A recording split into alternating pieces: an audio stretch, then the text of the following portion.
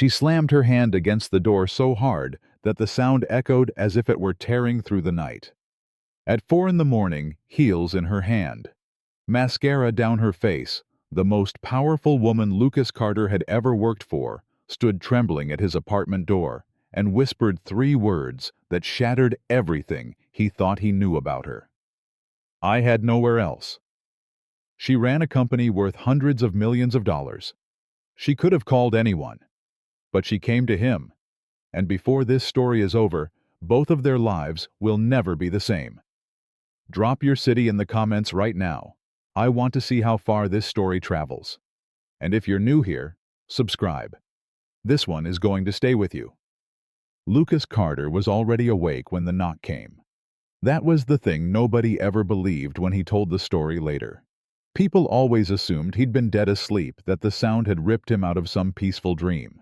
But the truth was simpler and sadder than that. He'd been lying on his back in the dark for almost an hour, staring at the ceiling, listening to the sound of the rain against the window, and thinking about his daughter's parent-teacher conference the next morning, and whether he had enough in his checking account to cover Emma's new sneakers before the weekend. That was his life at 4 a.m. Not dramatic, not romantic, just the quiet grinding arithmetic of a man trying to hold everything together with both hands. He heard the knock at 4:03.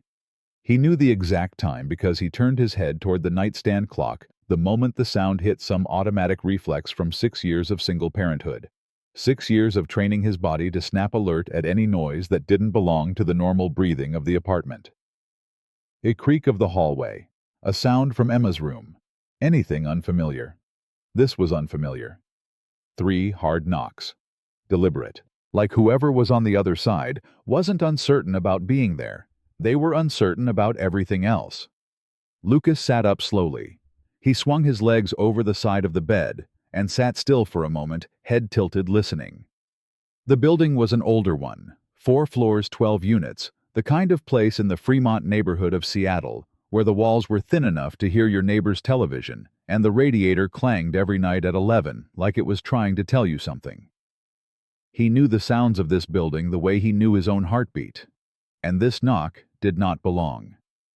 He stood, pulled on the gray sweatshirt hanging from the chair by the door, padded out of the bedroom in his socks, pulling the door halfway closed behind him. Instinct always, so that if there was anything alarming in the hallway, Emma wouldn't hear it immediately. He crossed the small living room, reached the front door. "Who is it?" His voice was low, calibrated. Calm on the surface, though, his heart was doing something stupid in his chest. A pause, long enough that he reached for the deadbolt. Then a voice came through the door, and it stopped him cold. "It's Adrian Blake." He stood there with his hand on the lock and didn't move for a full 3 seconds. Adrian Blake. His boss. His boss's boss. The CEO of Harrow Analytics, the data and business intelligence firm, where he'd spent the last 4 years as a mid-level accounts manager, a careful, reliable, largely invisible presence in the financial operations department. The woman whose name appeared on the company letterhead, whose portrait hung in the lobby, who walked through the open office floor maybe twice a month and made every senior manager in the building straighten their spine like they'd all simultaneously remembered their posture. Adrian Blake did not knock on his door at 4 in the morning. Adrian Blake did not know where he lived. And yet, he opened the door. She was standing about a foot back from the threshold, which he noticed immediately, like she'd knocked, and then stepped back from the door reflexively, some deeply ingrained professional instinct keeping a buffer of space. Even now, even here. She was wearing a black dress that looked expensive, in the way that only things that cost real money look expensive, not flashy, just precise, and a gray wool coat that was buttoned wrong. He noticed that too. The second button from the top was in the wrong hole, giving the collar a slight twist, a minor asymmetry that on any other day she would have corrected before leaving a room. Her heels were in her right hand, both of them gripped together at the ankle straps. Her hair had been done up earlier in the evening. He could see the remnants of it, the shape still there, but coming apart at the sides, a few dark strands loose against her neck. Her makeup had tracked down her face in two thin lines. Not dramatically, just enough. Her eyes were dry now. Whatever had happened before she got here, she had run out of tears somewhere along the way. What was left in her expression was something harder to name. Not embarrassment exactly, though that was part of it. More like the face of someone who had just put down something very heavy after carrying it for a very long time, and wasn't sure yet if they were allowed to let go. She looked at him. He looked at her. "I know," she said. Her voice was steady but thin. "I know what this looks like." "Okay," he said, because he genuinely didn't know what else to say. "I know it's—" She glanced at the wall beside his door, where a small wooden clock hung, a thing Emma had painted for him 2 Father's Days ago, still crooked on its nail. "I know it's 4 in the morning." "It's 4 in the morning," he confirmed. "I drove around for 2 hours." She said it like a confession. "I didn't know where I was going. I kept driving and I couldn't think of a single person I wanted to call." She paused, looked down at the heels in her hand, then back up at him. "And then I thought of you." The hallway light was one of those fluorescent overhead fixtures that buzzed faintly and cast everything in a slightly yellow wash that was unflattering to everyone. In that light, Adrienne Blake looked nothing like the woman who had sat at the head of the conference table 3 days ago and dismantled a department director's quarterly projections with 12 minutes of quiet, precise questions. She looked like a person. Just a person. Cold and tired, and somewhere past the point of pretending otherwise. "Come in," Lucas said. She blinked like she hadn't been sure he'd say it. "Come in," he said again. "It's cold."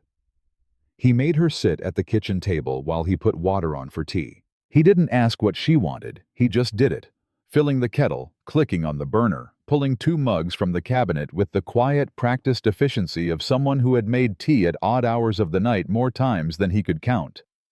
Emma had gone through a phase of ear infections at age 3. He knew the 3 a.m. kitchen the way a sailor knows a particular stretch of water. Adrienne sat in the chair with her coat still on and set her heels on the table, then seemed to think better of it and put them on the floor. She folded her hands in front of her and looked at the surface of the table. Yellow pine scratched. A ring stain from a coffee mug near the center.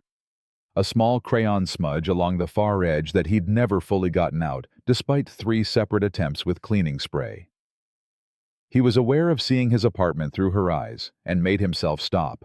It didn't matter. "You should know," he said, his back to her while he waited for the kettle, "that my daughter is asleep in the next room, so I'm going to need you to keep your voice down." "You have a daughter," she said. "Emma, 6 years old." He looked over his shoulder. "You have her name in your employee file. You have my whole life in my employee file." "I've never read it." She said it without apology, just a fact. "I have 412 employees, Lucas." "I know. I don't—" She stopped, started again. "I don't read the files." "I know that too." He turned back to the kettle. "It's fine." A minute passed in silence. The kettle began its low whistle. He set 1 mug in front of her, chamomile, the only thing he had, and sat down across from her with his own. She wrapped both hands around the mug, stared into it. "I had a date tonight," she said. He didn't say anything. "I know you didn't ask." She looked up briefly. "I'm going to tell you anyway because I think if I don't say it out loud to another human being tonight, I'm going to spend the next 6 months pretending it didn't happen, and I can't do that again." "Okay," he said. She took a breath.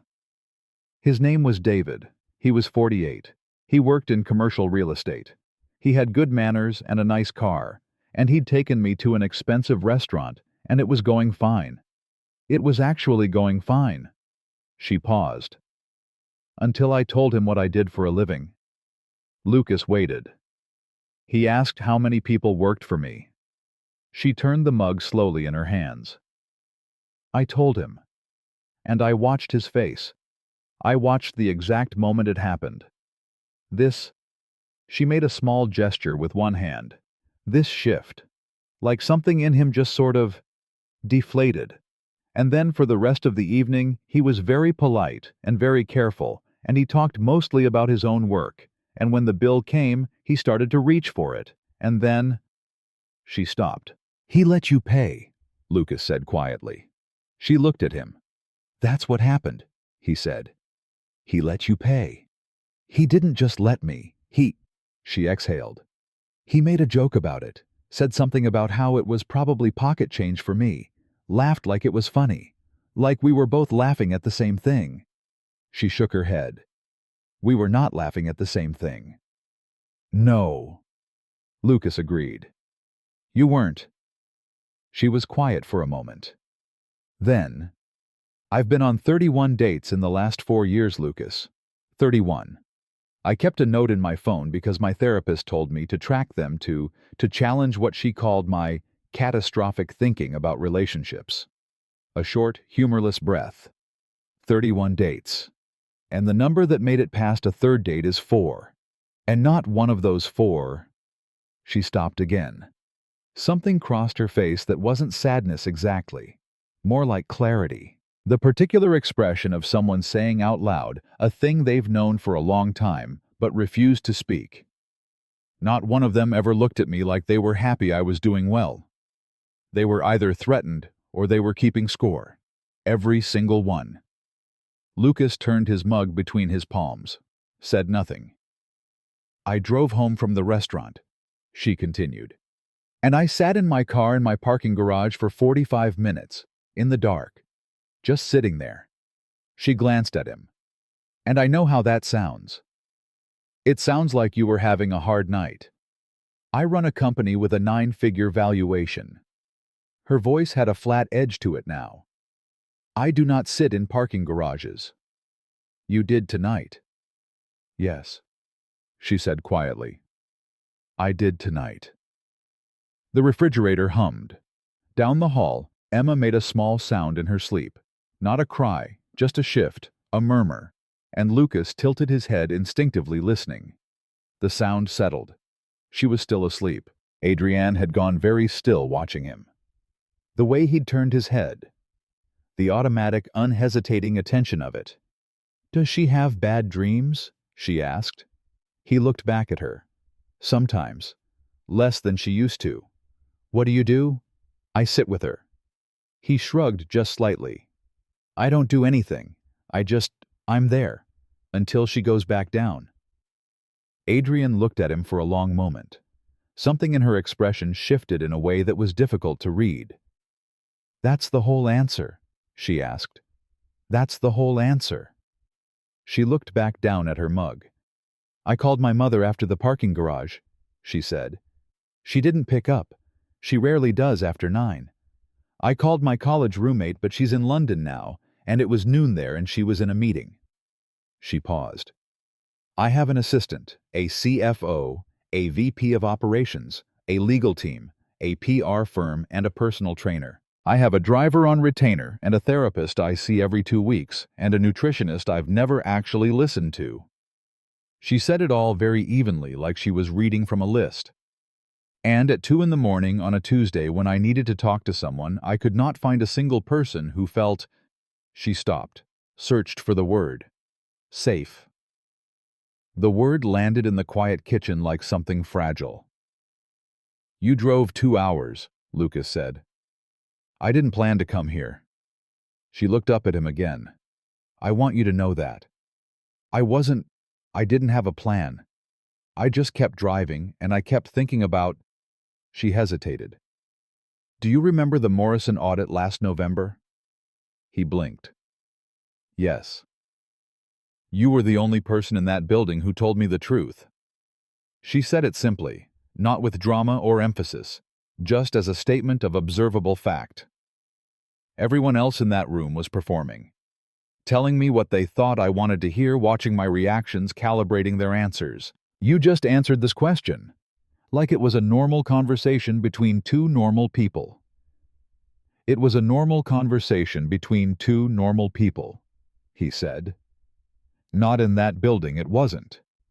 She almost smiled. It didn't quite get there. I've thought about that meeting a lot, more than I should probably admit. Why? She looked at him steadily. Because I realized afterward that it was the most honest conversation I'd had at work in almost 2 years, and you were just doing your job. He didn't know what to say to that. He picked up his mug and drank the tea, which had cooled to just above lukewarm. He thought about the Morrison audit. He remembered being tired that day, running on 4 hours of sleep, because Emma had had a cold and he'd been slightly impatient in the meeting, slightly less filtered than he would have been otherwise. He'd just told her what the numbers actually said. He hadn't thought about it since. Apparently, she had thought about it since. Why me? He said. Out of 412 people. Because you're the only one who ever made me feel like a person instead of a title.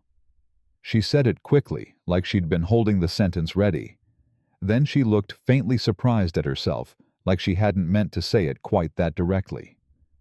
The refrigerator hummed. Lucas set his mug down. Adrian. He said her name carefully, the way you say something fragile. You understand that you're my boss. I know. And that this... He gestured slightly at the space between them, the kitchen, the hour, all of it. This is not a normal situation. I know that too. And you still came. She held his gaze, didn't flinch. I didn't know where else to go, she said. That's the truth. I drove and I thought about it. And that's the honest answer. I came here because I didn't know where else to go. And because in 6 years of working at that company, you have never once made me feel... She stopped. Made you feel what? He asked quietly. She looked down at her hands around the mug. When she looked back up, something in her face was different, stripped of the last layer of composure. Small, she said. You've never made me feel small. The apartment was very quiet. The rain had softened to something barely audible against the glass. Down the hall, Emma slept. The clock on the microwave read 4:31. Lucas Carter sat across from his CEO in his scratched-up kitchen in his old sweatshirt and his socks, and he felt the precise vertiginous sensation of a man watching the ground underneath his ordinary life begin to shift. He didn't know what was coming, but he knew with a certainty that had nothing to do with logic and everything to do with the look on her face in the fluorescent light that something had already changed. Drop your city in the comments below. I want to see where this story is being watched from. And if you want to find out what happens next between Lucas and Adrian, make sure you're subscribed, because this story is just getting started. She stayed until 6. Lucas didn't ask her to leave, and she didn't offer to go.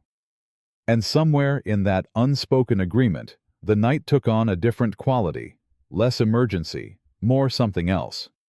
Something slower and more deliberate. The kind of conversation that only happens when the clock has moved past the point where anyone is still performing. He made a second round of tea. She finally took her coat off. They talked, not about work, not about Harrow Analytics or quarterly projections or the Morrison account or any of the invisible architecture that defined every interaction they'd ever had before this night. They talked the way two people talk when the usual rules have been suspended, and they both know it, and neither of them is quite ready to acknowledge it directly. She asked him about Emma. He told her the truth, not the polished, abbreviated version he gave to coworkers who asked out of courtesy and didn't really want the full answer, but the real version. He told her about the night Emma was born, the particular terror of holding something that small and that dependent, and realizing with absolute certainty that the next 18 years of his life had just been decided for him in a single moment. He told her about the first year, which he remembered mostly in fragments feeding schedules and pediatrician appointments, and the specific quality of exhaustion that goes bone deep and doesn't really leave, just settles into you like weather. He told her about Emma's mother briefly in the flat, and careful tone he'd developed over years of being asked that they'd been together 3 years, that it hadn't worked, that she had moved to Portland when Emma was 18 months old, and that they'd arrived at a civil arrangement that worked for everyone, meaning it worked for Emma, which was the only metric that actually mattered. "Do you ever wish it had gone differently?" Adrian asked. Not the custody, not the marriage. She meant all of it. He could tell. He thought about it honestly before he answered. "In the beginning," he said. "For the first year or so, I had this whole parallel life running in my head. The version where I'd made different choices, where I was 28 and not responsible for another person, where I could just be a mess if I wanted to. Go somewhere without packing a bag the size of a military deployment." He paused. "But that version of me never had Emma in it, and I tried to play it out all the way, and I couldn't get to the end without it feeling like a loss. So I stopped running the parallel version." She looked at him across the kitchen table. "How old are you?" 34. Something moved across her face. "I'm 41, she said, like it was a confession. "I know," he said. "It's in the company directory." A short sound escaped her. Not quite a laugh, but adjacent to one. The first real crack in the composure she'd maintained for the last hour and a half. She put a hand over her mouth for a moment, and when she lowered it, there was something lighter in her expression. Fragile, but lighter. "I spent my 30s building the company," she said. "I mean that literally, not as a figure of speech. I was in the office at 7 in the morning, and I was there at 10 at night, and on weekends I was doing the reading I didn't have time to do during the week. I told myself it was temporary, that I was building something, and once it was built, there would be time for everything else." She stopped. "You know the thing about a company, though?" "Tell me." "It's never built." She said it quietly. "There's always another phase. Another acquisition to pursue, another market to break into, another problem to solve. There's always a reason it's not the right time yet." She turned her mug in a slow circle on the table. "I looked up one day, and I was 41 years old, and my company was worth more money than I can actually conceptualize, and I went home to an apartment that could fit 3 of yours inside it, and I stood in the kitchen and I thought—" She stopped. "What did you think?" he asked. She looked at him. "I thought there is no one who knows where I keep the spare key." The sentence landed with a weight that neither of them tried to fill immediately. Lucas sat with it. He understood it not intellectually, but in the gut, the way you understand something that you've also lived from a different angle. He knew what it was to stand in a kitchen in the quiet and feel the specific shape of absence. His version had been different, louder in some ways, the constant motion of single parenthood covering a lot of the silence. But he knew the kitchen at 2 a.m. He knew the way an empty room sounds when there's supposed to be someone in it. "The spare key," he said. "It's a small thing." "It's not a small thing." She met his eyes. Didn't argue. "I have a neighbor who has a key," she said. "Mrs. Pellman, she's 73. She waters my plants when I travel. She's lovely. I bring her things from the airport." A pause. "She's the emergency contact in my phone, a 73-year-old woman I've known for 4 years because she lives across the hall." "She sounds like good people." "She is. She absolutely is." Adrian looked down. "That's not the point." "No," he agreed. "That's not the point." She was quiet for a moment. Then she straightened slightly in her chair, a small, involuntary gesture like her body was reminding her of something. "I don't usually talk like this," she said. "I know. I mean, this is not something I do. I don't—" She searched for the right words. "In my world, vulnerability is information. If people know what you need, they know how to get to you.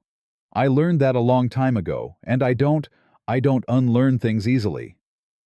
"Then why are you talking like this now?" he asked. Not challenging, just asking. She looked at him for a long moment.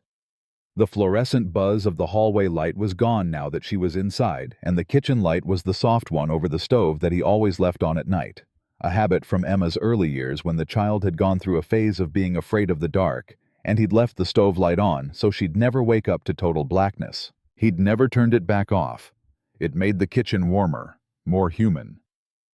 In that light, Adrian Blake looked like someone who had been holding her breath for a very long time and was deciding slowly to exhale. "Because you're not going to use it," she said finally. "That's why." He frowned slightly. "What do you mean?" "In the office, if I showed anyone what I just showed you." She gestured at herself, the smeared makeup, the buttoned wrong coat, the heels on the floor, all of it. That becomes currency. People talk. People speculate. Or worse, someone thinks they now have access to me that they didn't have before, and they start pressing on it. She shook her head. "But you're not going to do any of that." "How do you know that?" "Because you haven't done anything with 4 years of opportunity." She said it simply. "You've sat in meetings where the most junior person in the room would have tried to score points off something, and you just did your work. You never positioned yourself. You never tried to make me notice you." A pause. "Which incidentally is why I noticed you." Lucas thought about that. "I wasn't not trying to get noticed," he said carefully. "I was trying to get home before Emma's babysitter charged me an extra hour." She looked at him. And then she did laugh, a real one this time, brief and genuine, surprised out of her. It changed her face completely. For a moment, she looked her age, and not her title, which he was realizing were two very different things. "That," she said when the laugh had faded, "is exactly what I mean." He smiled despite himself. They stayed like that for a moment, some of the tension of the night recalibrated into something almost comfortable. Almost.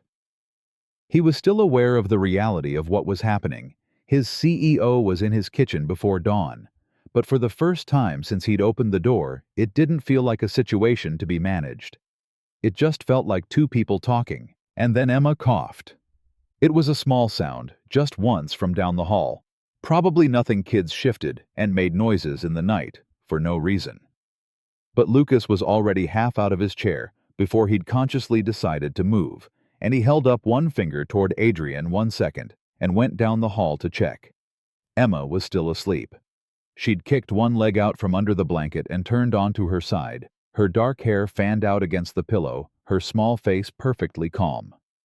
A stuffed rabbit was tucked under her arm, with the practiced grip of long habit. She was fine. She was entirely, completely fine. He stood in the doorway for a moment and just looked at her. He did this sometimes in the night, stood in her doorway, and watched her breathe, the same thing he'd done when she was an infant in the crib, and the terror of early parenthood had made sleep impossible. He didn't entirely know why he still did it now that she was 6. Maybe it was the same instinct. Maybe it was just the particular piece of watching someone you love sleep without knowing you're watching them. An unguarded version of them that the waking world never gets. He pulled the blanket back over her leg. She made a small murmur without waking, and he felt the familiar tightening in his chest that Emma had put there the day she was born, and that had never fully released. When he came back to the kitchen, Adrian was standing at the counter. She had washed her mug. She was drying it with the dish towel that hung from the oven handle, with the careful, focused attention of someone who was doing a simple task, so that they didn't have to decide what to do with their hands. "She's fine," he said. "Just shifted." Adrian set the mug in the drying rack and put the towel back. She turned to face him. "I should go," she said. He checked the microwave clock. 5:47. "You could wait," he said. "Emma wakes up around 7. I was going to make breakfast. It's nothing, just eggs and toast, but you're welcome to stay." She looked at him for a moment. Something worked in her expression. "That's a kind offer," she said. "It's eggs." "Lucas." She said his name differently now than she ever had before. In the office, she never used his first name at all. It was always Carter, or sometimes a direct question that skipped names entirely, the way executives talked when they were accustomed to everyone in the room knowing they were being addressed. But she'd been using his first name for the past 2 hours, and each time it had a different quality.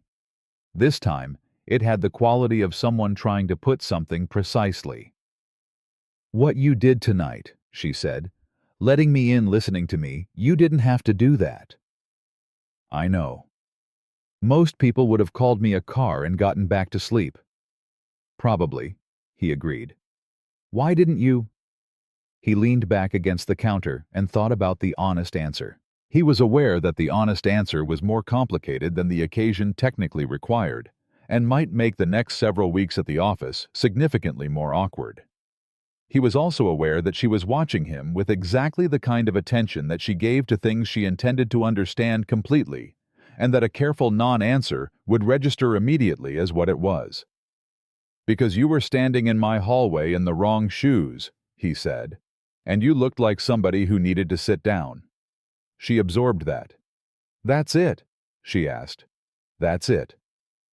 She studied him. "You're a strange man, Lucas Carter." "I get that," he said. She picked up her heels from the floor. She put her coat back on, getting the buttons right this time, methodically starting from the bottom. She picked up her bag from the chair where she'd hung it. She was pulling herself back together. He could see it, not dishonestly. Not performing a recovery she didn't feel, but with the same quiet deliberateness she'd applied to the dish towel. Doing the next thing. And the next. She walked to the front door. He followed. She paused with her hand on the doorframe and looked back at him. "I'm still your boss Monday morning," she said. Her voice was steady, but there was something underneath it, a question that wasn't quite a question. "I know that," he said. "Nothing about what I said tonight changes that." "I know." She held his gaze. "I'm telling you that for your protection, not mine." "I understand." She nodded once slowly. Then she turned back toward the door. She was almost through it when she stopped again, one more time, her back to him. "Lucas?" "Yeah." A pause. "The Morrison audit. When you told me the numbers were wrong in the forward model, when you said it in front of the whole room without flinching." She turned her head slightly, not quite looking back at him. "That was the first time in 3 years someone had talked to me like my feelings about it were irrelevant to the facts." He waited. "I want you to know that I went back to my office after that meeting, and I sat at my desk and I almost cried." She said it evenly, like weather data. "Not because I was upset. Because I was relieved. Because someone had just told me the truth, and I didn't realize how much I'd been missing that until it happened." She paused. "I don't know why I wanted you to know that. I just did." And then she walked down the hall and disappeared around the corner toward the elevator. Lucas stood in the open doorway for a moment, listening to the sound of the building settling around him, the distant hum of the elevator reaching his floor, the quiet mechanical slide of the doors. He went back inside, locked the door, stood in the middle of his kitchen for a long moment in the stove light. At 7:04, Emma padded out of her bedroom with the rabbit under her arm and her hair doing something spectacular on one side, and she looked at her father standing in the kitchen in his sweatshirt, looking like he'd seen something he hadn't worked out how to categorize yet. "Dad," she said with the profound practicality of a 6-year-old, "why aren't you in bed?" "I was up early," he said. She climbed onto the kitchen chair, her chair the one closer to the window, and dropped the rabbit on the table. "Did you sleep?" "A little." She looked at the 2 mugs in the drying rack. She was 6, but she was sharp the way kids are sharp when they've been paying close attention to one person their whole lives. "Did somebody come over?" she asked. He turned to the refrigerator and started pulling out eggs. "Why do you ask?" "There's 2 mugs." He cracked an egg into the bowl, then another. "Someone stopped by early," he said. "Someone from work." Emma processed this. "Is everything okay?" "Yeah, bug." He looked at her over his shoulder. "Everything's okay." She accepted this with the trust that children extend to parents before life teaches them to cross-examine, pulled the rabbit into her lap, and began a quiet, completely unintelligible conversation with it about what she wanted on her toast. Lucas turned back to the eggs and started to beat them, and thought about a woman in a parking garage at 2 a.m. who had sat in the dark because she couldn't think of a single person she wanted to call. He thought about 31 dates and 4 that made it past the third. He thought about a spare key held by a 73-year-old neighbor. He thought about the look on Adrian Blake's face when he'd walked back from Emma's room, and she'd been standing at the counter washing a mug she hadn't been asked to wash. He thought about all of it, while the eggs cooked, and Emma talked to her rabbit, and outside the Seattle rain finally stopped, and the morning light came in gray and clean and new through the kitchen window. He didn't know what any of it meant yet. He didn't try to decide. He just made breakfast. But something had changed in the night. Some plate deep underground had shifted quietly and without announcement, the way the most significant things always move. Not with drama, not with warning, just a knock at 4 a.m. and a woman who had nowhere else to go. The weekend passed the way weekends do, when your mind won't stay where your body is. Lucas took Emma to her soccer practice on Saturday morning and stood on the sideline in the cold with the other parents, hands in his jacket pockets, watching her chase the ball with the total physical commitment of a child who hasn't yet learned to conserve energy. He clapped when she did something good and called her name when she looked over, and he was present for all of it, every minute of it.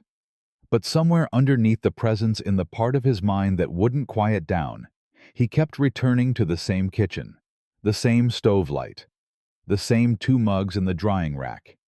He didn't tell anyone. There was no one to tell, really.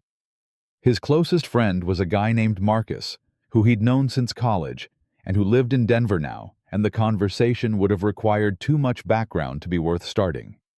His mother called on Sunday afternoon, and he talked to her for 20 minutes about Emma's parent-teacher conference and whether he was eating enough vegetables, and he did not say my CEO came to my apartment at 4 a.m.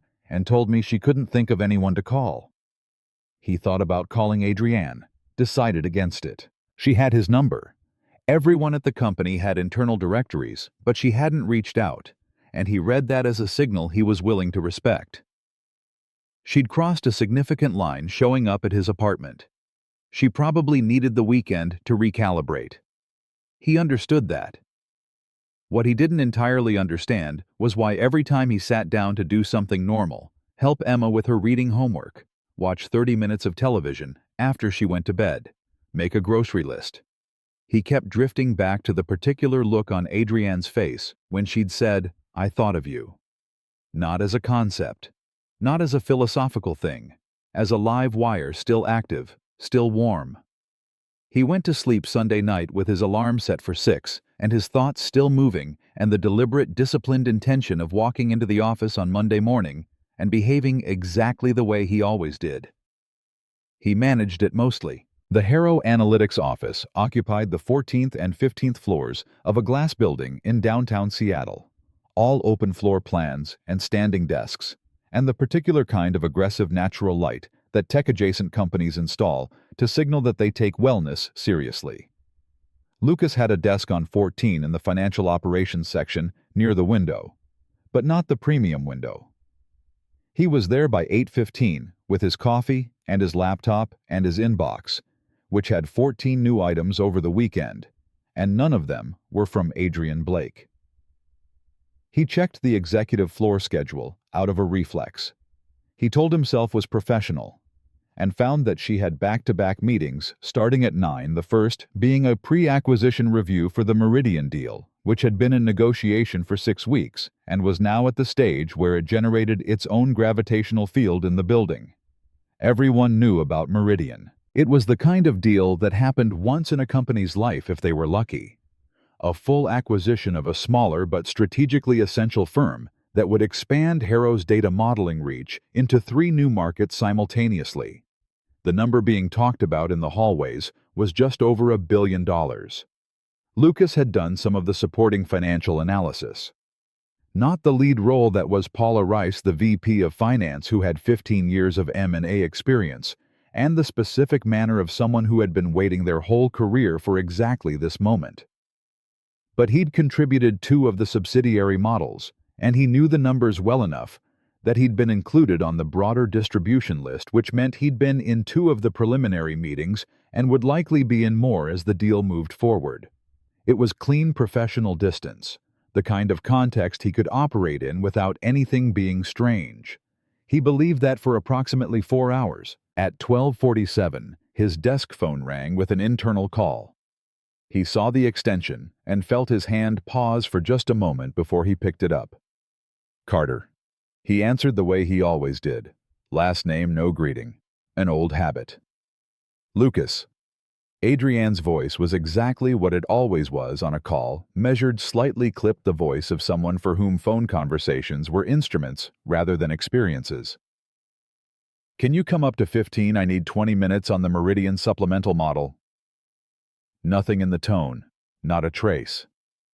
Of course, he said. Give me 5. Thank you. The line clicked off. He sat for a moment. Then he picked up the Meridian folder from his desk, straightened his jacket, and took the elevator to 15.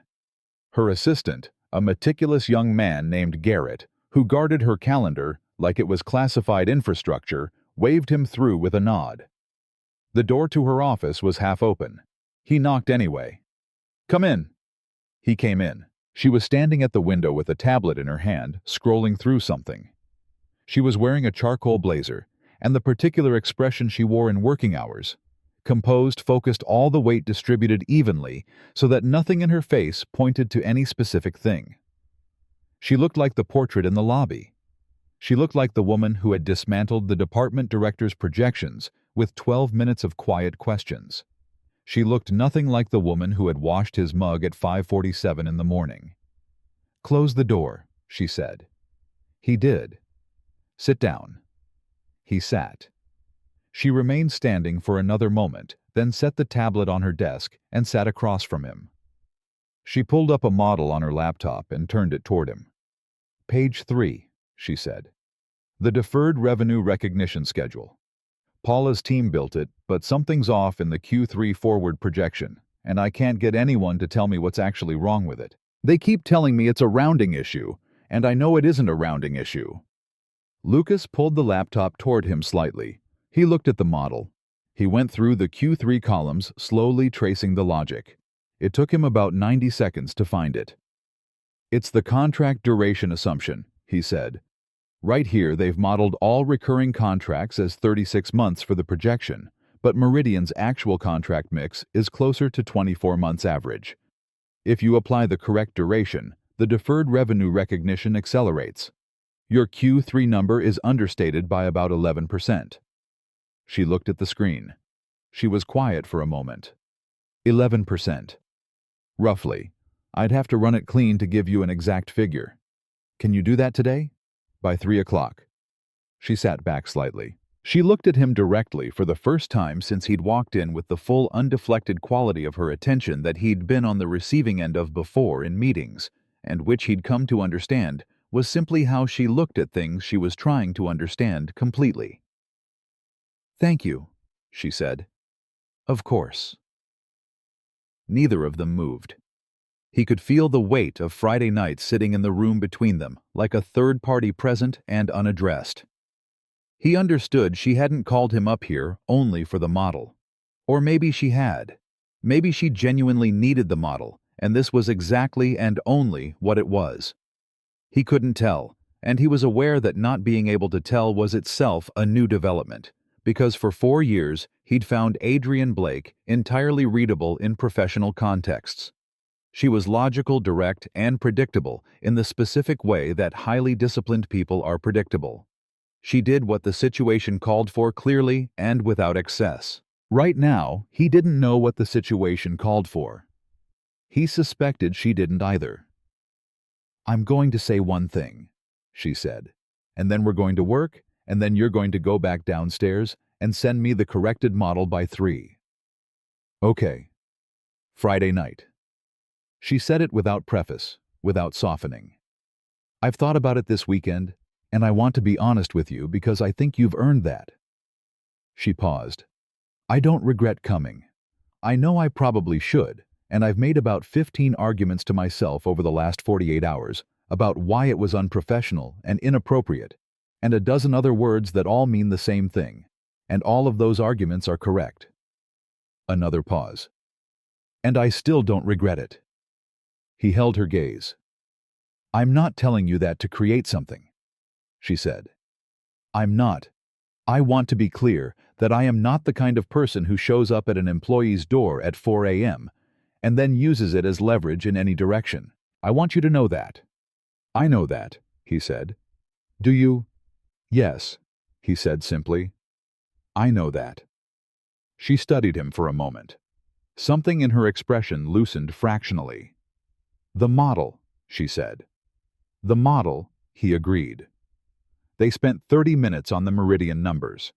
It was the cleanest half hour they'd spent in the same room in 4 years, not because of what had happened Friday, but because of some shift in the angle of things, some new transparency that made the work easier. She asked the right questions. He gave direct answers. At one point, she pushed back on his methodology, and he told her she was wrong and explained why, and she considered it and said, "You're right," with the same matter-of-fact efficiency she applied to everything, and he thought about what she'd said at his kitchen table. That was the first time in 3 years someone had talked to me like my feelings about it were irrelevant to the facts, and he understood it better now, in the middle of watching it happen in real time. She didn't need people to be gentle with the numbers. She needed people to be honest with them. He left her office at 1:24 and sent the corrected model at 2:51. She replied at 3:08 with a single line. "This is what I needed." "Thank you." He wrote back, "Anytime." He stared at the word for a moment after he sent it. Anytime. He hadn't meant it to carry weight. He thought it probably did anyway. The week moved forward. The Meridian deal pulled everyone in financial operations into longer hours. Paula's team running revised models, legal burning through due diligence executives in and out of conference rooms with a new kind of intensity that changed the air pressure of the whole floor. Lucas was in 3 more working sessions by Thursday, each of them full-room meetings with 6 or 8 people. Adrienne at the head of the table, operating with the complete unhesitating command that he'd always recognized, but now watched with a different quality of attention. She was extraordinary at it. That was simply the truth. She held the whole picture in her head simultaneously. The legal exposure, the financial model, the strategic rationale, the human dynamics of the integration, and she moved through it without dropping anything. She asked questions that made the person she was asking them to think harder than they'd expected to. She made decisions fast and revised them without ego when new information warranted it. And every so often in those meetings, she glanced at him. Not often. Not long. Just a flicker of eye contact across the table that lasted a half-second more than a CEO glancing at a financial analyst to check whether they were following along. He wasn't sure anyone else in the room noticed. He wasn't entirely sure he was reading it correctly. He was fairly sure he was reading it correctly. Thursday evening, 6:15, the building was thinning out. Lucas was finishing up a clean version of the supplemental analysis to distribute before Friday's session, and he was the last one left in the financial operations section. Everyone else had gone home. He had his jacket on the back of his chair and his phone propped against his monitor with a text from Emma's babysitter confirming pickup, and he was going through the final figures when his phone lit up with a message from a number he'd added to his contacts on Saturday morning, without letting himself think too hard about why. Working late. He looked at the message for a moment. "Yeah," he typed back. "Meridian cleanup. You still here? Board prep. I'll be here until 9 probably." He looked at the screen. Then Emma's at a sleepover tonight. He wasn't sure exactly why he sent that. He sent it before he could construct an argument against it. A pause. Longer than a texting pause, shorter than someone walking away from their phone. Then there's a coffee place 2 blocks east, the one on Vine. They're open until 8. I could use 20 minutes of something that isn't a balance sheet. He sat with that for 10 seconds. "Give me 15, he wrote back.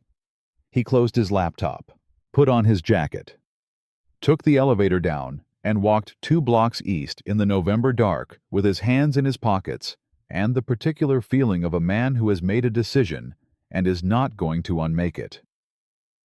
The coffee place on Vine was the kind of small, independent shop that existed in permanent mild defiance of the chain stores on either side of it. Narrow, warm, the smell of dark roast, and something baked 4 tables and a long counter. He got there first and took the table in the back corner because he had good instincts about things like that. He ordered a black coffee. He waited. She came in 7 minutes later. She'd taken her blazer off somewhere, was wearing just a dark blouse, and the watch she always wore, an understated thing, expensive only to people who knew what they were looking at. She'd let her hair down. It was the first time he'd seen it down outside of his kitchen. It changed her face in a subtle way he found himself noticing, and then deliberately not spending too much time on. She sat down across from him. A server came by, and she ordered a tea chamomile, same as his kitchen, same as if she'd decided it was now her drink, and then she sat back and looked at him with the same directness she brought to everything. "I have a question," she said. "Ask it." Friday night. She folded her hands on the table. "When you opened the door and saw me standing there, what was your first thought? Not the polite version. The actual first thought." He considered lying, decided not to. "I thought," he said, "something's broken." He paused. "Not you. Not I didn't think you were broken. I thought something in the situation was. Something that shouldn't have been." He looked at her. "Because you're not someone things break for. You're the person who shows up after things break and fixes them.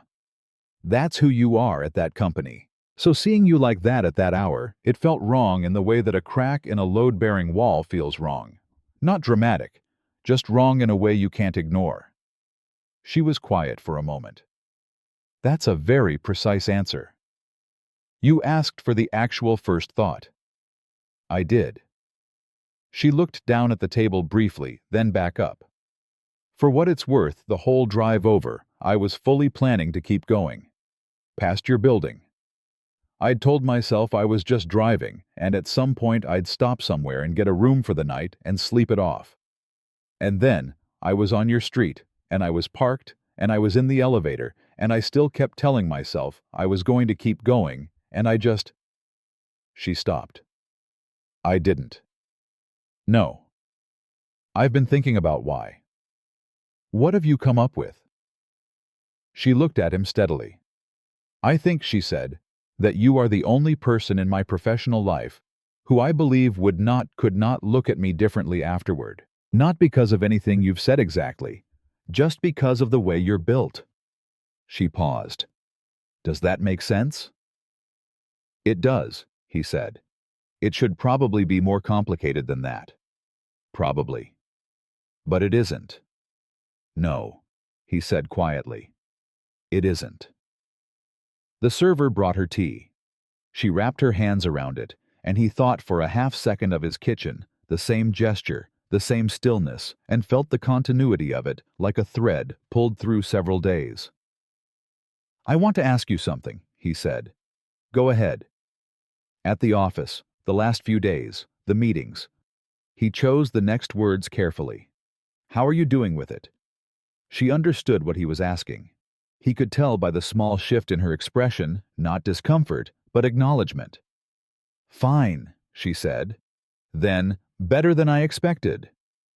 Because it isn't strange," she said. "And I thought it would be. I fully expected to walk into that first meeting Monday morning and feel exposed somehow, like I'd handed you something I couldn't take back, and now you were sitting across from me holding it."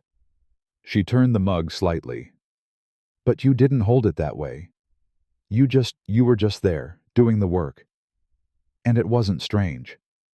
She paused. "That scared me a little." "Why?" She looked at him. "Because it meant I'd been right about you. And being right about you means something that I'm not entirely sure what to do with yet." Lucas looked back at her and thought about the plate shifting underground, that feeling from Saturday morning over the eggs, quiet, and without announcement, the most significant things always moving that way. "I have a daughter," he said. Not for the first time between them, but with a different weight now. "She comes first. That is not a negotiable condition of anything. It's not a thing I say because it sounds right. It is the actual architecture of my life, and anyone who enters it needs to understand that clearly before they're inside." She didn't flinch. "I know." I mean it, Adrian. I know you mean it. She held his eyes. That's one of the things that made me come to your door. She paused. A man who loves his daughter that much the way you went down that hall at 4 in the morning, the way you talk about her, that's not something you perform. You can't perform that. And I've been around enough people who perform everything to know the difference. He sat with that. Outside, the Seattle evening moved past the window people in coats, headlights the ordinary Friday momentum of the city going about its life. Inside, two people sat across a small table with their hands around warm drinks and something between them that had no clean name yet and probably didn't need one. I'm not asking you for anything, she said. I want to be clear about that. I'm not sitting here with an agenda. She stopped, looked down, looked back up, and for a moment, just a moment, he saw the parking garage version of her again. The version without the blazer and the composure and the 9-figure valuation, the version that had driven 2 hours and sat in the dark because there was no one to call. I just didn't want to stop talking to you, she said. That's the whole truth. That's all I've got. Lucas put his coffee down. Then we keep talking, he said. She looked at him. Something in her face did the thing it had done in his kitchen, that slow, careful exhale, like a breath held for longer than anyone around her knew. Okay, she said quietly. Okay, he said. Outside, the rain started again. Neither of them moved to leave. They met at the coffee place on Vine 2 more times that week. Neither of them named it as a pattern. They didn't make plans in advance or coordinate schedules or do any of the things that would have made it feel like something with a structure to it. It just happened the same way the first time had happened. A message late in the day, one of them still at the office, an hour to spare before the other had somewhere to be. 20 minutes that became 40. 40 that became an hour and 15. The city moving past the window and neither of them watching it. They talked about everything except what was obviously happening. They talked about the Meridian deal, which had entered the white-knuckle phase, where every new piece of due diligence seemed to generate 2 new questions. They talked about a book he'd been trying to finish for 4 months, a novel set during the Korean War, that he kept falling asleep in the middle of, not because it was bad, but because he fell asleep in the middle of everything these days. She told him she hadn't read fiction in 6 years, then caught herself and reconsidered. I read legal briefs, she said. There's narrative tension. He'd laughed. She'd looked pleased about making him laugh in a way that she clearly wasn't entirely aware of. She told him about growing up in Cincinnati, her father's hardware store, the specific memory of Saturday mornings spent doing inventory in the back room at age 9 because her father didn't believe in idle Saturdays. He told her about growing up in Spokane, his mother's nursing shifts, the particular independence of being a latchkey kid who learned to cook out of necessity rather than interest and who could make 4 things well and everything else badly. She said she couldn't cook at all. He said that wasn't possible. She said her housekeeper had once found a smoke detector in the kitchen trash because she'd triggered it so many times she'd stopped finding it useful. He stared at her. She was entirely serious. He found himself thinking about those conversations at odd moments during the day in the middle of a spreadsheet standing in the grocery aisle on Saturday, driving Emma to school. Not with urgency or longing exactly, but with the particular quality of attention you give to something new that you're still figuring out how to hold. Like finding an unfamiliar object in your pocket, you keep reaching for it, turning it over. Emma noticed. Not that he was meeting someone he hadn't told her anything she was 6, there was nothing to tell. But she noticed the change in his general frequency, the way kids notice everything about the one parent they've been watching their whole lives. She noticed that he hummed sometimes when he was making dinner, which he didn't usually do. She noticed that he checked his phone a little more, and then put it face down a little faster, like he was giving himself a rule about it. She noticed that he smiled at something on a Thursday night, and when she asked what he was smiling at, he said nothing, in the tone that adults use when something is clearly something. She filed all of it away with the quiet, patient thoroughness of a person who has learned that information arrives when it's ready. The week after Thanksgiving, the Meridian deal hit a wall. Lucas heard about it at 8:45 in the morning from Paula Rice, who stopped at his desk with the tight face of someone carrying news they hadn't yet decided how to package. The acquiring firm's legal team had surfaced a discrepancy in Meridian's historical revenue reporting, not fraud, or at least not confirmed fraud, but something that looked irregular enough to require a full forensic accounting review before the deal could proceed. The board had been notified, the timeline had been suspended, and Adrienne Blake had been in her office since 7 with the door closed, which at Harrow Analytics was the corporate equivalent of a storm warning. Lucas went back to his spreadsheets and waited. At 11:20, she called him up to 15. He went in, and she was standing at her desk, not sitting jacket on the posture of someone who had been standing at that desk for the last 3 hours, and intended to keep standing. There were 3 other people in the room: Paula, the general counsel, and a man from the external audit firm he didn't know by name. And the table was covered in paper in the specific way that paper only accumulates when things are moving fast and no one has time to be organized. Lucas. She looked at him the moment he walked in, direct and immediate, like she'd been watching the door. The Meridian revenue model. The subsidiary analysis you built in October, the one you revised for the Q3 projection. I need you to walk Richard through your methodology. She indicated the auditor. All of it from the source data assumptions. Everything you built yourself and everything you inherited from Paula's team, and how you reconciled the two. Of course. He sat down. Richard, the auditor, slid a laptop toward him. Where do you want to start?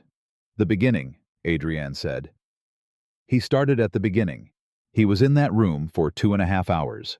He went through everything, every assumption, every formula, every place where he'd adjusted or questioned or flagged something for review. He was thorough, and he was precise, and he was calm. And at one point, when Paula's timeline crossed with his own analysis, in a way that didn't reconcile, he said so clearly, and without softening it, the same way he'd said the forward model was wrong 2 weeks ago, the same way he'd said the numbers said what they said in the Morrison audit 18 months before that. Adrienne watched him the whole time. Not constantly, not obviously, but he was aware of it. When Richard finally closed his laptop and said he had what he needed for the initial assessment, the room began to clear. Paula went first, then the general counsel, then Richard. Lucas was gathering his notes when Adrienne said, "Stay." He stayed. She sat down across from him. She looked tired, in a way she hadn't been showing in the room, the kind of tired you put away when there are people watching and take back out when you don't need to hold it anymore. The irregularity isn't in your model, she said. It was half statement, half something else. Relief maybe, or just confirmation of something she'd already known. No, he said. My model's clean. I know it's clean. She rubbed 2 fingers across her forehead. I looked at it this morning before I called you up. I know where the problem originates, and it's not in your work. She paused. I needed Richard to confirm it independently, so that when I go back to the board, I have a clean audit trail. Okay. The deal is going to survive it, she said. It'll take 6 weeks longer than planned, and I'm going to have to renegotiate 2 terms that I already fought for, and there are going to be 3 very difficult phone calls this afternoon. She said all of this flatly, like a weather report. But it's going to survive. Good. She looked at him. You're not going to ask me how I know? You've read every document in that deal 5 times, and you've been running the scenario math in your head since this morning, he said. If you say it's going to survive, it's going to survive. Something softened in her face, just slightly. That is either a lot of confidence in my judgment or a very diplomatic way of not doing extra work. Can be both, he said. She almost smiled, then it faded. She looked down at the table for a moment, and he recognized the expression. It was the one she got when she was about to say something that cost her something to say. I was scared this morning, she said quietly. When Paula told me. I've been scared before in this company. You don't build something this size without a few moments where you think it might all come apart. But this morning was different. She didn't look up yet. This morning, I thought about who I wanted to call first. He waited. She looked up. It was you, she said. Before Paula. Before legal. Before my board chair. A pause. I almost did it. I had my phone in my hand and I almost called you before I called anyone else, and then I caught myself and called Paula, which is obviously the correct order of operations. She said it with a faint edge of self-aware humor, but underneath it something entirely serious. And then I sat here for an hour, thinking about the fact that my first instinct in a crisis was to call you. What did you make of that? He asked. I made of it that I'm in trouble. She said it simply. I made of it that at some point in the last 3 weeks, something happened that I didn't entirely account for. The coffee shop. Before the coffee shop. She looked at him steadily. Lucas, I've been thinking about you since the Morrison audit. I told you that in your kitchen and I meant it. But these last 3 weeks, it's different now. It's not a background thing anymore. It's a front of mind thing. And I need to know if you're in the same place or if I'm... She stopped. I need to know if I'm doing this alone. He looked at her across the paper-covered table with the November light coming through the window and the sound of the building going about its complicated life around them, and he thought about what it had cost her to say that. This woman who had told him in his kitchen that in her world, vulnerability was information, who had spent 20 years building walls out of competence and authority, and the particular armor of someone who had learned early that needing things made you reachable in the wrong ways. She had just told him she needed to know. You're not doing it alone, he said. She held his gaze for a moment without speaking. He watched the controlled exhale of it, the same breath she'd let out in his kitchen, the same careful release, like a knot coming loose one loop at a time. Okay, she said. Okay, he said. She picked up her pen. She looked at the papers on the table. I have 3 phone calls to make, she said. I know. He stood up, gathered his notes. Go make them. Lucas? He looked at her. Saturday. She said it the way she said things, when she'd already thought through the angles and made a decision. Emma, does she like the aquarium? He paused. She loves the aquarium. I haven't been to the Seattle Aquarium in probably 15 years. She looked at him directly. I think it might be time to fix that. He stood with his folder of notes in his hand and looked at Adrienne Blake, CEO, the most powerful person in his professional world, who was sitting at a conference table, surrounded by the wreckage of a complicated morning, asking if his 6-year-old daughter liked the aquarium. Saturday, he said. 11 o'clock. She nodded, turned back to her phone. The CEO was back, shoulders straight, jaw set, already moving to the next thing. He recognized the shift. He was beginning to understand it as one of the languages she spoke, the way you learn the languages of people you're paying close attention to. He went back downstairs. He sat at his desk and looked at his screen without seeing it for about 30 seconds. Then his phone lit up with a text from Emma's teacher about the upcoming winter pageant, and he wrote back about costume requirements. And the day moved forward the way days do, full of ordinary things that don't know they're taking place inside a life that's changing. Saturday came cold and clear, the way Seattle days occasionally are in November, as if to remind you that it's capable of it. Lucas had told Emma on Friday night that they were meeting someone from his work at the aquarium. He'd kept it simple, matter-of-fact, the tone of a man who has done nothing worth discussing. Emma had asked one question, is it a man or a lady? And when he said it was a woman, she had looked at him for exactly 3 seconds with an expression he recognized as deeply inherited from himself, and then said, okay, and gone back to her dinner. He'd lain awake for a while that night thinking about it. About the right way to do this, the responsible way. He'd had this conversation with himself in various forms since the coffee shop, the same arguments going in circles, the same considerations. Emma came first, and that meant protecting her from confusion, from expectations that might not be met from any situation where someone entered her world and then left it. He'd been careful about that since she was born. Not paranoid, not closed off, just careful. Emma had one parent in the primary picture. He didn't add things to that picture lightly.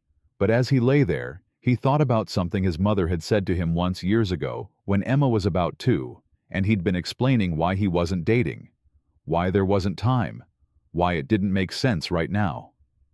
His mother had listened to the whole explanation and then said quietly, "Lucas, your daughter needs to see her father live his life. That's part of what you're teaching her." He'd dismissed it at the time.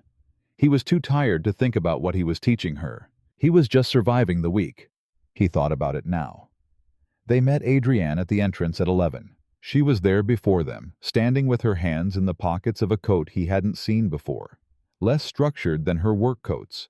A dark green thing that looked like she'd actually bought it to be warm, in which for some reason seemed significant. Her hair was down. She was wearing jeans which he also hadn't seen before, which seemed like the kind of thing he should stop cataloging.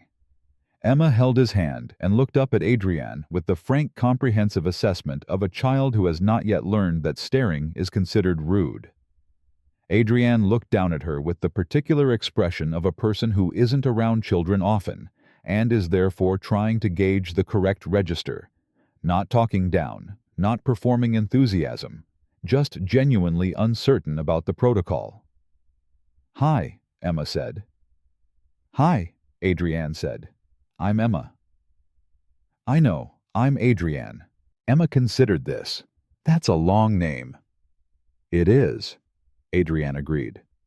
"You can call me Audrey if you want." Emma tested it quietly. "Adri." Then apparently satisfied. "Okay." Lucas exhaled. They went inside.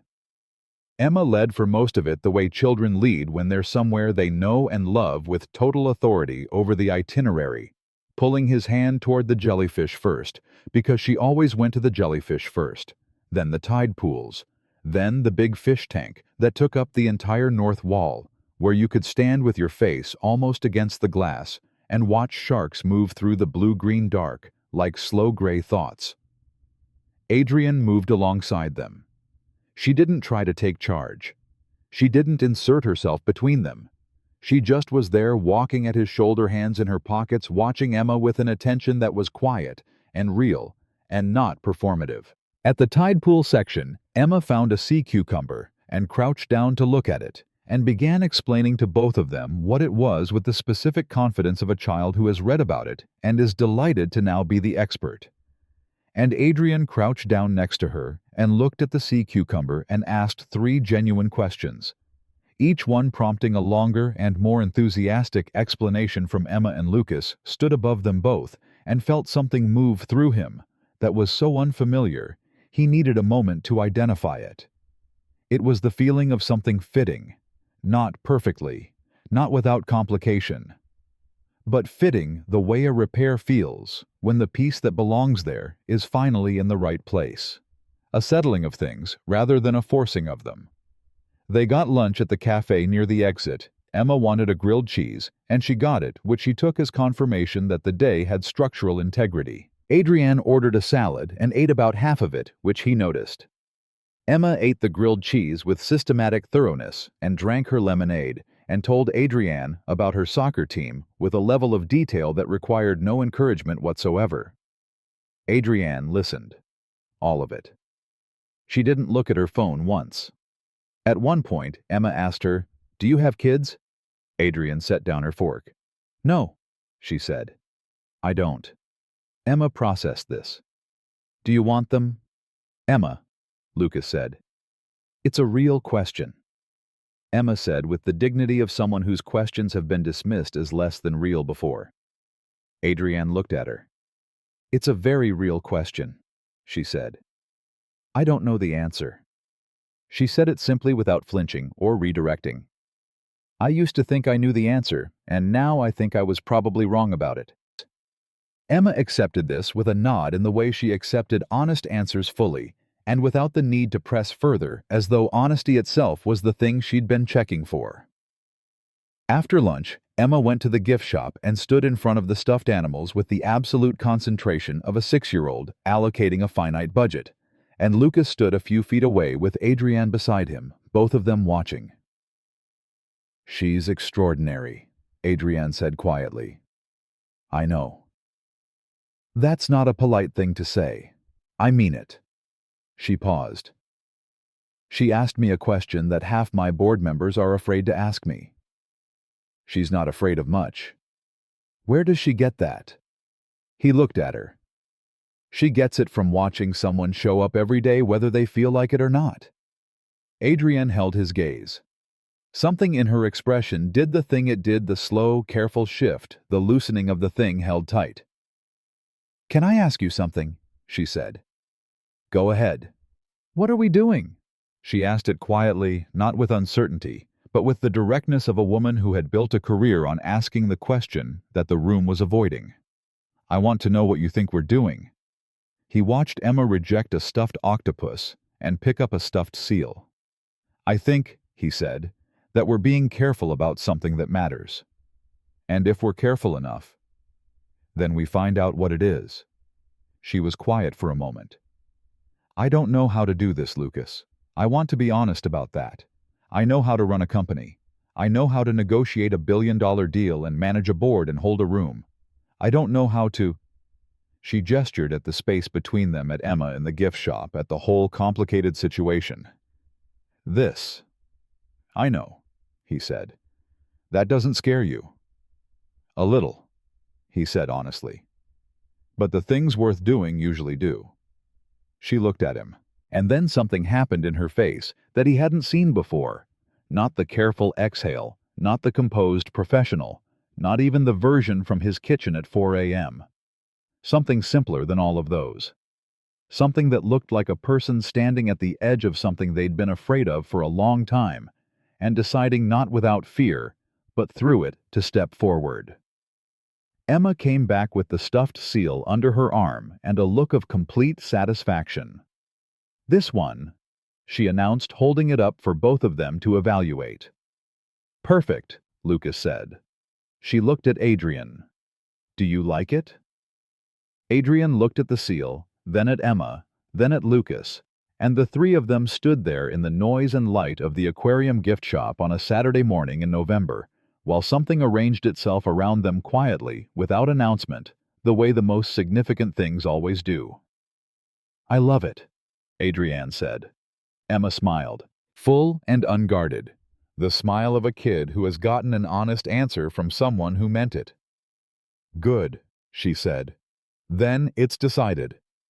Emma named the stuffed seal Gerald.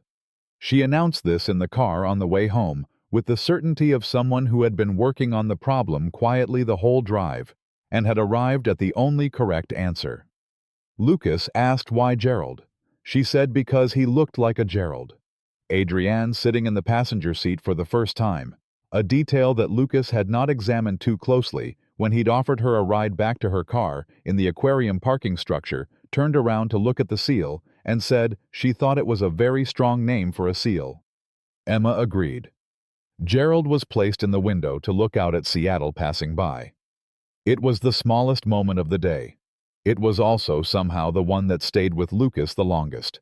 He dropped Adrienne at her car. She got out and stood at his window and looked at him for a moment in the particular way she had of looking at things she intended to remember accurately.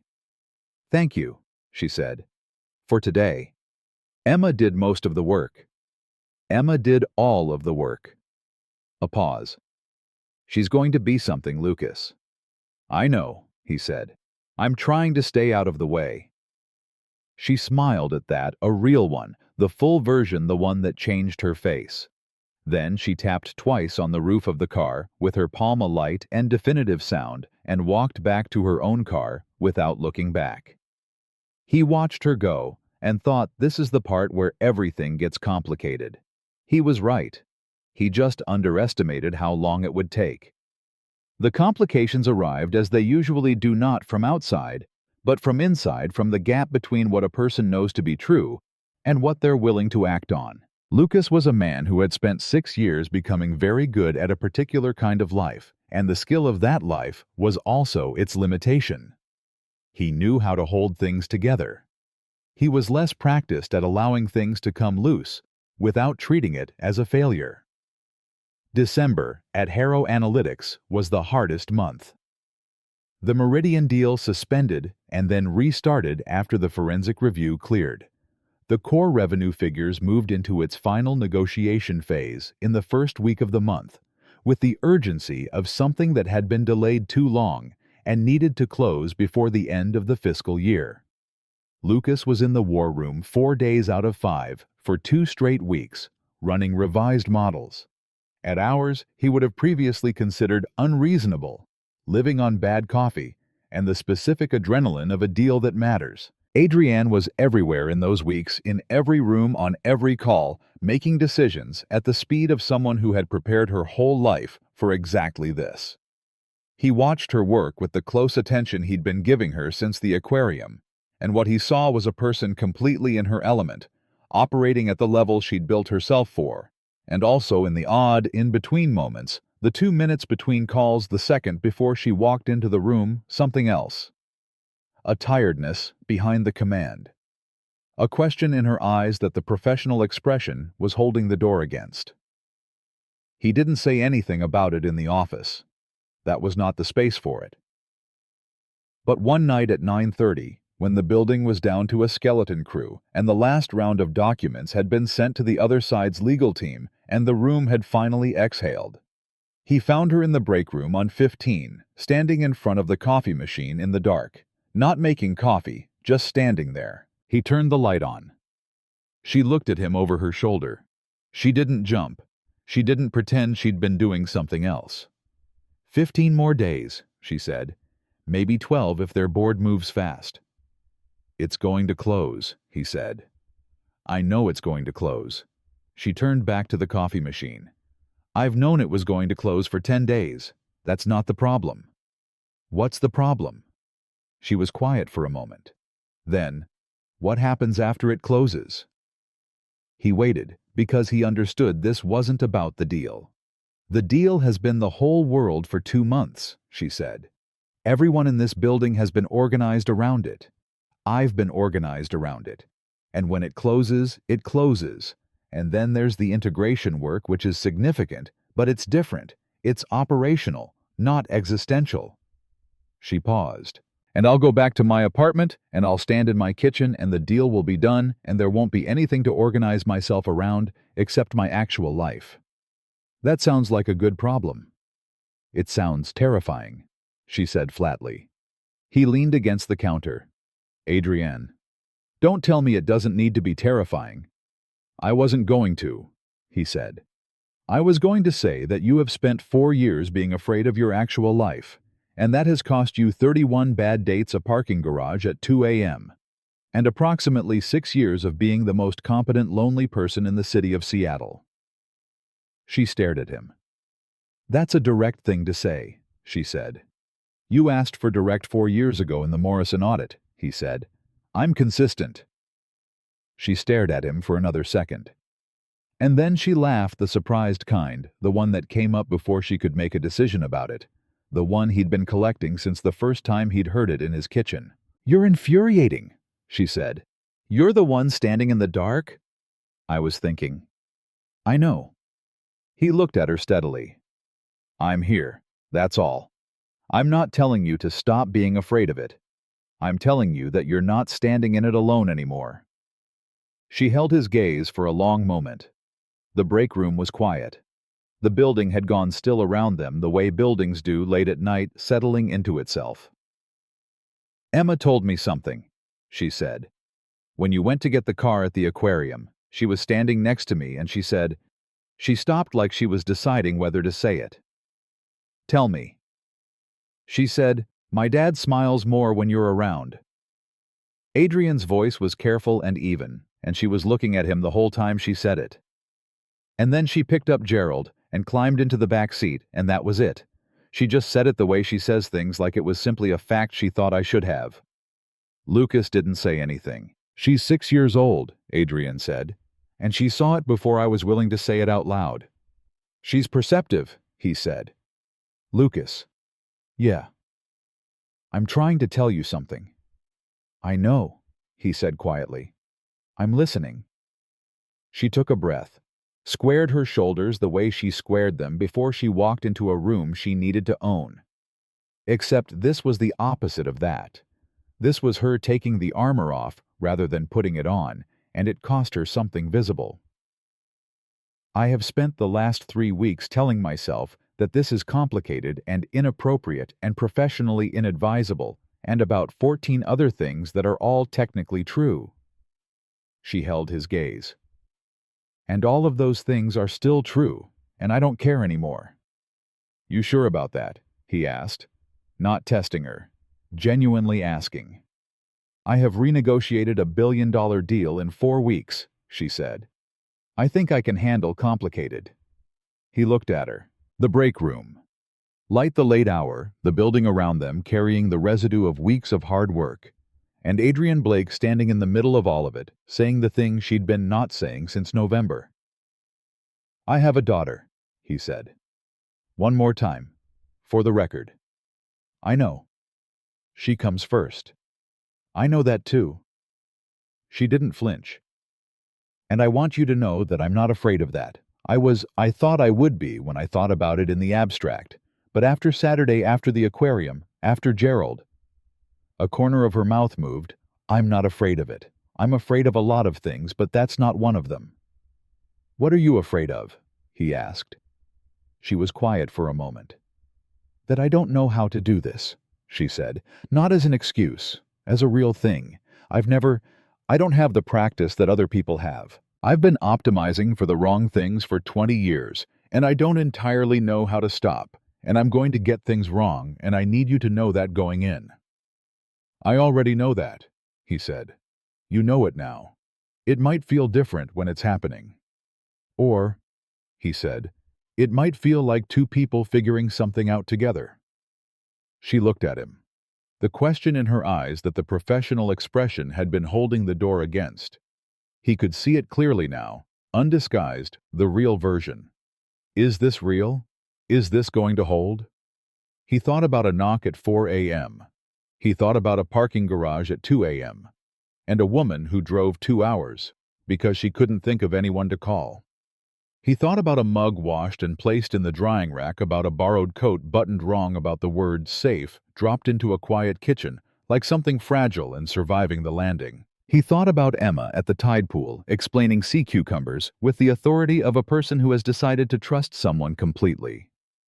"It's real," he said. "That's all I can give you tonight. I can't give you a guarantee. But it's real." She nodded. Once, slowly. The question in her eyes didn't disappear entirely. It wouldn't, not yet, maybe not for a long time. But something in it settled, like a compass finding north after a long period of spinning. "Okay," she said. "Okay," he said. She reached past him and turned the coffee machine on. "I'm going to need this to finish the last revision," she said, in the tone of a CEO returning to her natural habitat. "I figured," he said. "Go home, Lucas. You have a daughter who wakes up at 7. "I do." "Then go." He went. The deal closed on December 19th. 11 days, not 12. A Thursday afternoon, 3:47 p.m. When the final signatures were confirmed, and the legal team sent the all-clear, and the 15th floor broke into the kind of applause that only happens when something genuinely hard has actually been done. Lucas heard it from 14. He was already putting on his jacket. Emma had a winter pageant at 5:30, and he had 40 minutes to get across town. His phone buzzed as he was heading for the elevator. It closed. From Adrienne. Then 30 seconds later, "Go. Don't be late." He smiled at his phone in the elevator, like a man who has stopped arguing with himself. He made it to the pageant with 6 minutes to spare. Emma was in the third row, wearing a paper star headband that she had decorated herself with significant creative ambition. And when she spotted him coming through the gymnasium door, her face did the thing it always did, the complete uncalculated light of a child who has been watching for someone and found them. He found his seat. She waved. He waved back. He sat through 45 minutes of 6-year-olds singing holiday songs with variable pitch and total commitment, and he clapped for all of them, and especially for Emma, who sang every word of every song with her eyes closed because she'd told him that's how you really feel music, and he thought this. This is the architecture of his life. This gymnasium, this paper star headband, this particular joy. And it had room in it. That was the thing he'd been wrong about for 6 years. He'd been so certain that protecting this meant keeping the walls tight, keeping the circle small, that he hadn't understood the obvious truth Emma had known instinctively since the aquarium. The walls were not the protection. He was. And he could be that standing in a bigger space. 3 days before Christmas, Adrienne came to dinner. It was Emma's idea. She had proposed it on the drive home from a Saturday afternoon that the three of them had spent at the Pike Place market, walking through the stalls and eating things on sticks and watching a fishmonger throw a salmon to the appreciable terror of nearby tourists. Emma had been holding Gerald under one arm and a paper cup of cider in the other hand, and she'd said with the simplicity of a person raising emotion she fully expected to carry, Adrienne should come to Christmas dinner. Adrienne had looked at Lucas. Lucas had looked at Emma. That's something we'd need to talk about. I'm talking about it, Emma said. I'm talking about it right now. They talked about it. The dinner was set for the 22nd, not Christmas Day itself, which Emma spent with her mother, but the Sunday before, which had become in the last few years a tradition of Lucas's own construction. He made a full dinner real effort, the kind of meal that required 3 grocery lists and counter space he didn't technically have. His mother called it his annual act of ambition. Adrienne arrived at 6 with a bottle of wine and a small package wrapped in plain brown paper with a string bow, which Emma identified immediately as a gift and attempted to negotiate opening before dinner. Adrienne held firm on after dinner with a composure that earned Lucas's silent admiration because he knew from experience that Emma's gift negotiation skills were considerable. They made dinner together. Or more precisely, Lucas cooked while Adrienne stood at the counter and handed him things when he asked for them and made several attempts to help that he redirected diplomatically, and Emma supervised from the kitchen table with Gerald and a running critical commentary on the process that she delivered to both of them equally. At one point, Adrienne was holding a bowl of something and laughing at something Emma had said, and Lucas turned from the stove and saw them, his daughter and this woman in his kitchen. The stove light on the ordinary beautiful chaos of a meal being made, and felt the thing he'd felt in the aquarium gift shop. The fitting, the settling, the rightness of the right piece in the right place. He turned back to the stove before either of them saw his face. Dinner was good. Not perfect. He'd slightly over-seasoned the roast, and Emma decided halfway through that she no longer ate carrots, a position she'd held once before, and then abandoned, and appeared to have reinstated without notice, but good in the real way. The way that had nothing to do with the food and everything to do with what was moving around the table. Emma opened the gift after dessert. It was a book, a beautifully illustrated field guide to ocean animals. The kind of book that was genuinely good and not condescending, the kind of book that someone bought because they'd been paying attention. Emma opened it to the sea cucumber page and read the entry out loud to both of them with scholarly intensity, and then looked up at Adrienne and said, "This is the best book I've ever had." "You said that about the rabbit book," Lucas said.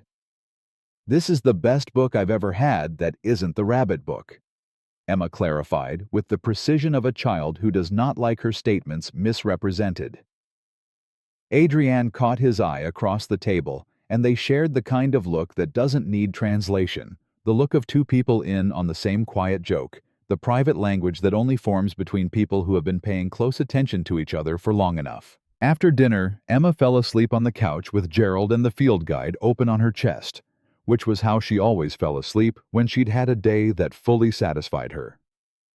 Lucas carried her to bed, the way he'd carried her since she was small enough to carry without noticing the specific weight and warmth of her, the way she didn't fully wake up. But her arm came around his neck anyway, the rabbit's ear caught in her grip. He came back to the kitchen. Adrienne had washed the dishes. She was drying her hands on the towel from the oven handle, the same towel, the same gesture, as if some things were already ritual without being named as such. She turned when she heard him come in. "She's asleep," he said. "I figured." She put the towel back. She looked at him across the kitchen. "Lucas." "Yeah." "I need to tell you something." "Tell me." She stood still for a moment. In the stove light in his kitchen, in the apartment where she'd shown up at 4 a.m. 6 weeks ago, with her heels in her hand and her makeup tracked down her face and nowhere else to go. She looked nothing like that woman now, and she looked exactly like that woman now. Both things were true simultaneously, and he'd stopped trying to reconcile them. "I came to your door 6 weeks ago because I was out of road," she said. "I want you to know that I understand how much you didn't owe me anything that night. You could have called me a car. You could have been kind about it and still kept the door closed. And you didn't." She paused. "I've thought about that a lot. About what it says about you. What you did with a stranger on the other side of your door at 4 in the morning who was falling apart." "You weren't a stranger," he said. "I was, though. We'd been in the same building for 4 years, but I was a stranger." She held his gaze. "And you let me in. And you made tea. And you listened. And you told me the truth in your kitchen the same way you tell it in the boardroom, like the feelings in the room are irrelevant to what's actually true." She stopped. "I have spent a long time looking for someone who could do that, who could just be honest with me. Not to impress me, not to manage me. Just honest because that's how they're built." He waited. "I'm not saying this to put pressure on anything," she said. "I'm saying it because I've been saying it to myself for 6 weeks, and I think you deserve to hear it directly." She took a breath. "You changed something, Lucas, the night I came here. Not by doing anything dramatic, just by being exactly the person you are." A pause. "I'm grateful for that. I'm more than grateful for that. And I don't want to be the kind of person who feels something like that and never says it clearly." He crossed the kitchen. He stopped in front of her. "You changed something too," he said. "I want you to know that." She looked at him. "Yeah. Yeah." He thought about how to say it precisely the way she'd taught him to value precision. "I've been so focused on not losing what I built for Emma that I stopped understanding that what I built for her was supposed to include a life. Not just a structure, a life." He paused. "You reminded me of that, not by saying it, just by showing up and needing something and reminding me that I'm allowed to need things too." Her eyes held his. Something in them was very still and very clear, the way water goes still and clear when it finally stops moving.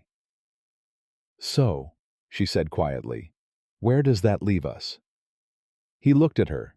The stove light, his kitchen, the distant sound of the city outside, and the close silence of his daughter sleeping down the hall with a stuffed rabbit and a book about ocean animals.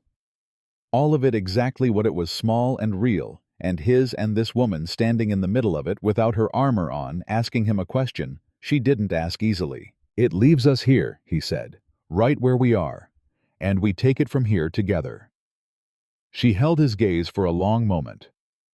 Then she reached out and put her hand in his.